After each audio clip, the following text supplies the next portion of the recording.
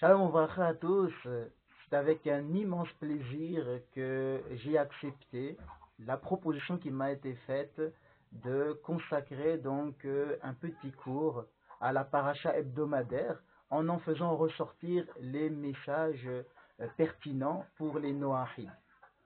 Et donc, pour ceux qui me connaissent, vous savez que ça fait depuis longtemps que j'essaie de œuvrer dans le domaine donc des lois noahides et des relations entre la Torah et les non-juifs. Et donc, forcément, c'était logique pour moi d'accepter donc cette proposition qui m'a été faite. Et il se trouve que cette semaine, c'est la semaine de la Parashat Mishpatim. Et vous le savez certainement, mais une des 7 catégories de lois noahides, c'est l'obligation pour les noahides de mettre en place un système donc de cours et de tribunaux pour justement légiférer et faire appliquer des lois que l'on appelle justement des mishpatim, c'est-à-dire tout un ensemble donc de lois sociales, de lois civiles pour le bon fonctionnement donc de la société. Donc je pourrais dire d'une certaine manière que cette parachat cette semaine, la parachat Mishpatim, c'est l'une des parachutes les plus noahides qui existent dans toute la Torah. Donc, vous pourriez quasiment prendre n'importe quelle loi qui est rapportée dans cette paracha de Mishpatim et les appliquer à votre échelle de non-juif. Il n'y aurait aucun problème à cela. Et donc, on remarque souvent dans la Torah que les Mishpatim sont souvent accompagnés des Hukim. Et donc, les Hachamim, les sages, ils nous enseignent que les Mishpatim, ce sont donc toutes les lois qui sont écrites dans la Torah, mais que, même si elles n'avaient pas été écrites dans la Torah, les hommes auraient pu les déduire par leur bon sens.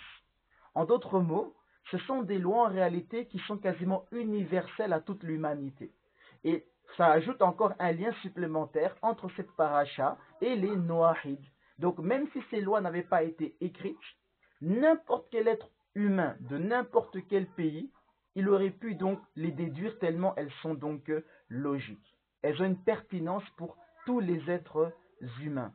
C'est-à-dire que ce sont des lois qui sont intrinsèquement liées à la bonne structuration d'une société fonctionnelle. Sans les mishpatim, une société ne peut pas fonctionner.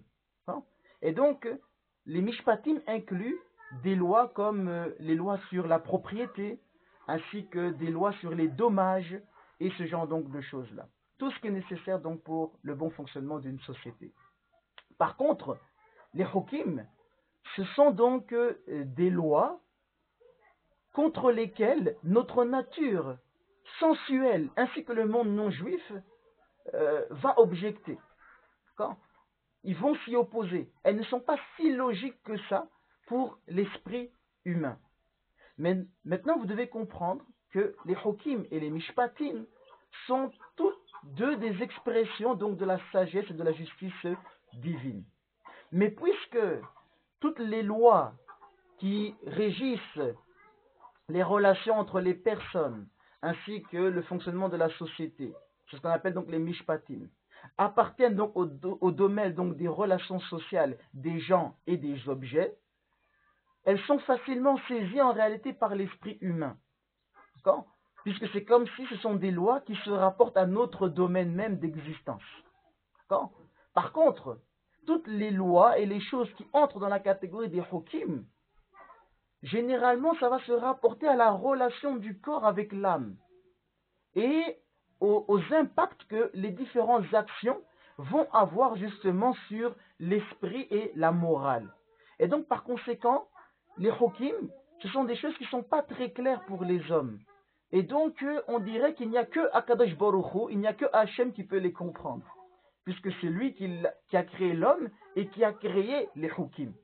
Donc les hukim, ça semble ne pas avoir de signification ou de but dans le jugement donc superficiel du penseur juif et du penseur non juif. Mais regardez, dans le livre de Waïkra, le livre des Lévitiques, chapitre 18, les versets 4 et 5, il me semble, on trouve quelque chose d'étrange. Là-bas, il est écrit comme ça en hébreu, Et mishpatai ta'asu, wa es hokosai tishmeru. Donc, mes mishpatim, vous les ferez, et mes hukim, vous les garderez. La lechef bahem, afin de marcher dans les hukim et les mishpatim. Ani Hashem Elohechem, je suis Hashem votre Dieu. Le verset juste après, Ushmartem ef hokosai, ou ef mishpatai, asher yaase osam ahazam, wa hay bahem. Ani Hashem. Donc, vous garderez mes hukim et mes mishpatim, car l'homme qui les accomplira vivra par eux. Je suis donc Hachem. Remarquez que dans ces versets que nous venons donc de lire, le premier verset, il nous instruit d'accomplir les mishpatim et de garder les hukim.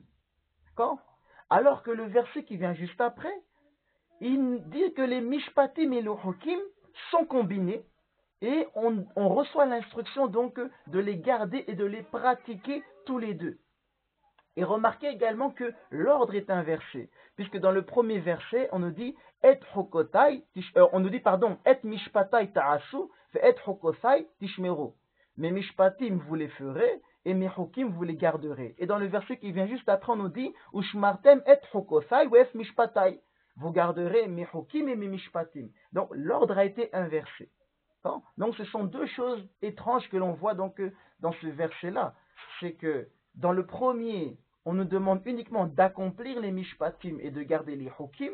Et dans le deuxième, on nous demande de garder aussi bien les hukim que les mishpatim. De manière classique, le verbe garder, ça se réfère au fait d'étudier les miswaf, d'étudier les commandements. Et ça, c'est la première condition pour accomplir la Torah. Et donc, à première vue, on pourrait penser que l'étude des mishpatim est moins essentielle, puisque leur but et leur raison d'être sont évidents.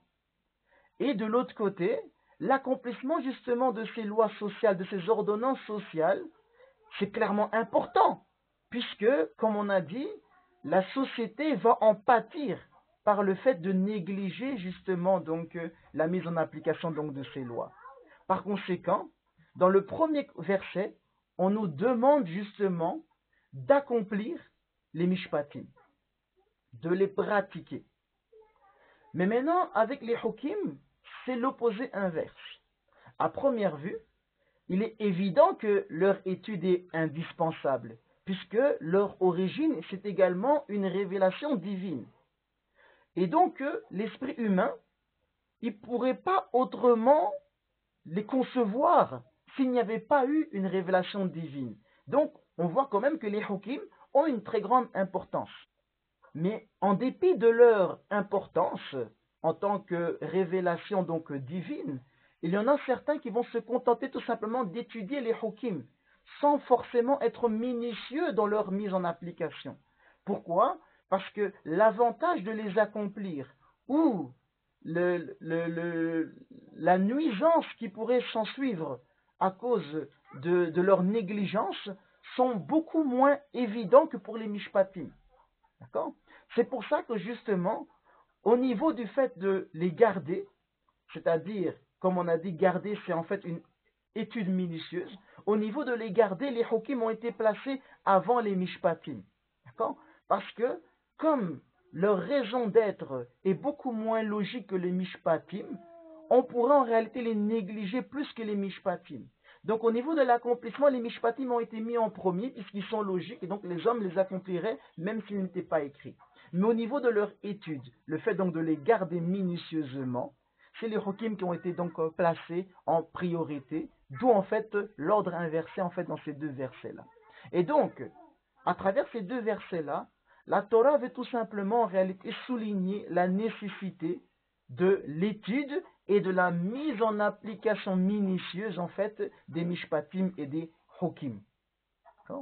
Et donc, avoir une espèce donc de conscience générale de la justice, ce n'est pas suffisant en réalité pour appliquer la justice telle que Akadosh Baruch Hu lui-même la voit. Et donc, c'est pour ça qu'Hachem dit mes mishpatim et mes hukim.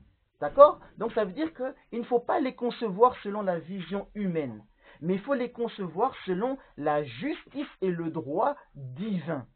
Puisque, effectivement, il y a des moments où la justice nécessite que l'on n'ait pas pitié d'une certaine catégorie de personnes.